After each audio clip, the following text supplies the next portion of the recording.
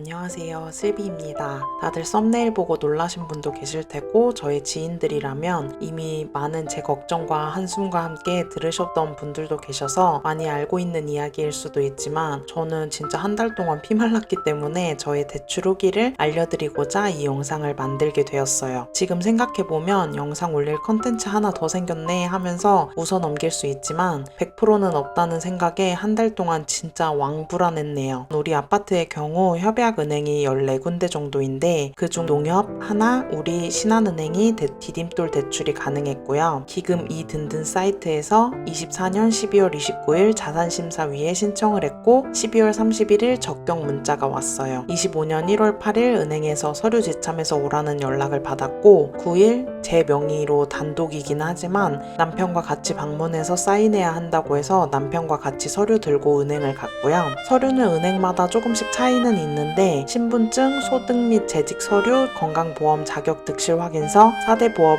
가입 내역서, 분양 옵션 계약서, 등본 초본 전입세대 열납 내역, 인감증명서, 가족관계 증명서, 혼인관계 증명서, 인감도장, 금리 감면 서류, 전자수입 인지에 추가로 저는 지금 블로그 유튜브로 소득이 있는 상태라 사업자 원천 징수 영수증을 발급해 와야 한다고 하더라고요. 금리 감면 서류로 청약 가입 확인서, 청약 당첨 사실 확인서까지 준비해서 갔어요. 사실 청약 통장이라는 것도 별 생각 없었는데 대학교 때부터 가입하게 해준 엄마에게 땡큐입니다. 그것 때문에 이자 조금 감면받았고요. 어쨌든 이렇게 서류 제출하고 이제 대출 실행일까지 기다리면 되겠다 마음 놓고 있었는데 갑자기 4일이 지난 1월 13일 은행에서 전화가 왔어요. 본점에서 보완 서류가 있다고 23년도에 블로그로 수익이 발생된 부분에서 더 이상 소득이 발생하지 않는다면 해촉 증명서를 받아야 한다고, 만약에 계속 그 업체에서 소득이 있다면 재직증명서나 다른 계약서 등을 제출해야 한다고, 이게 블로그 광고 수익이 아닌 다른 수입들은 아예 더 이상 소득이 발생할 거다 안 할 거다 알 수 없는 게 건바이 건으로 진행되는 거라 뭐라고 말하기가 어려운 부분이었어요. 어쨌든 은행에서는 해촉 증명서든 어떤 증명서를 받아와야 하고 그 보완이 되지 않으면 대출을 못 받는다 라고 설명을 해주셨고요. 이때부터 심장이 쿵 내려앉고 두근두근 진짜 너무 불안했는데요. 그래서 다시 확인하고 해촉 증명서를 받기 시작했는데 다행히도 일을 열심히는 안 했던지라 이 업체는 6군데였고 5군데에서는 해촉 증명서를 다 받았고 이제 네이버만 남은 상태였어요. 네이버는 해촉 증명서든 위촉 증명서든 계약서든 어떠한 것도 끊어줄 수 없다는 입장, 지금까지 한 번도 끊어준 적 없으니 어쩔 수 없다는 입장이었고요. 다시 은행에 문의하고 네이버 결과도 말씀드리고 인터넷 검색해봤는데 저처럼 네이버나 쿠팡 파트너스의 경우 해촉 증명서 발급이 어려워 그냥 다른 업체들 서류만 해서 내면 대출을 해줬다라는 글을 많이 받고 그렇게 은행에 말씀드리기도 했는데 이게 사람이 하는 일이다 보니 원래는 안 되는 거지만 어쨌든 좀 심사자분에 따라서 달라질 수도 있긴 하지만 원래는 안 되는 거다 라는 얘기를 들었어요. 그리고 심사자분이 보완 서류가 있어야 된다고 하면 방법이 없고 이게 들어와야지만 심사가 되니까 뭐 어떻게 해드릴 수가 없다, 서류를 구해 오셔야 될 것 같다, 서류가 있어야 한다 라는 최종 답변을 받았고요. 서류가 없으면 안 된다 이렇게 얘기를 들으니 전 진짜 답답하고 죽겠더라고요.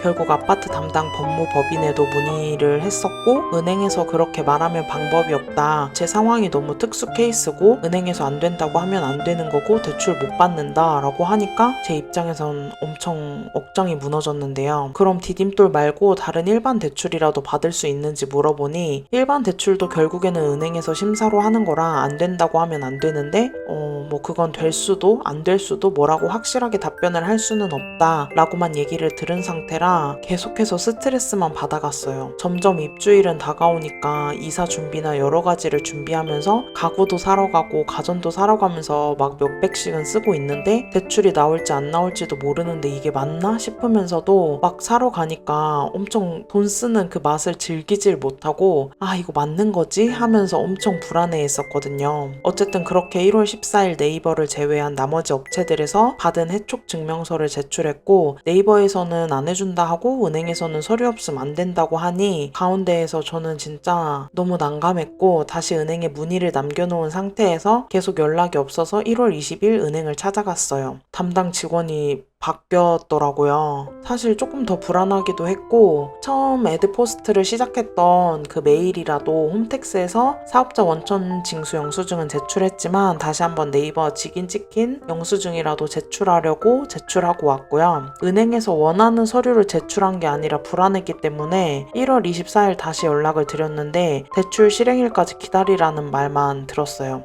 이때까지 한 달을 거의 기다렸으니까 되겠지 싶으면서도 이게 100%는 아니니까 참 마냥 마음을 놓을 수는 없더라고요. 1월 31일 사후 자산심사 적격 판정이 기금이 든든에서 왔고요. 사실 이거로 다 된 줄 알고 문자 받자마자 남편 껴안고 엄청 울었는데 이건 기금이 든든해서 제 자산심사를 심사하고 된 결과일 뿐 은행 심사와는 별개더라고요. 2월 6일 은행 심사 통과됐다는 연락을 받았어요. 왜 이렇게 불안해 하시냐고 얘기하시는데 아니 은행에서도 서류 없으면 안 된다고 하고 법무법인도 안 된다고 하고 전문가들은 안 된다고만 하시는데 제가 그냥 마냥 아니야 난 무조건 돼. 나 뭐 가진 돈도 없고 연봉도 우리 디딤돌 대출 기준에서 넘지 않고 나 무조건 돼 라고 막 긍정적으로만 생각할 수 없는 부분이기 때문에 어떻게 제가 1도 모르는데 안 불안할 수 있겠어요. 이게 사실 저의 전부이고 이 아파트가 저고 제가 이 아파트인데 진짜 억장이 무너지는 줄 알았는데 어쨌든 잘 마무리됐고 그렇게 은행에서 약 1시간 동안 서류 사인하고 하다 보니